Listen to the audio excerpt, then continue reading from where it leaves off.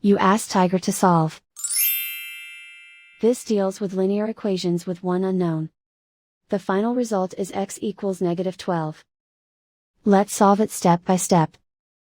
Simplify the expression. Group like terms. Group the coefficients. Convert the integer into a fraction. Combine the fractions. Combine the numerators. Group all constants on the right side of the equation. Subtract 21 from both sides. Simplify the arithmetic.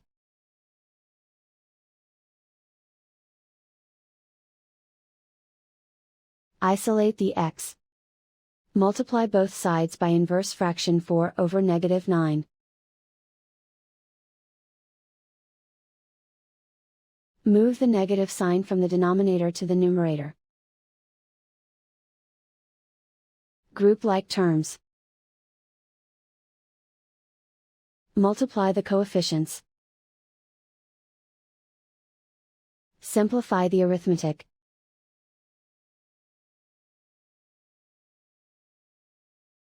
Move the negative sign from the denominator to the numerator.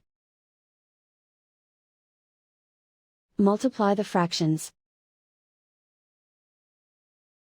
Simplify the arithmetic. And so the final result is x equals -12.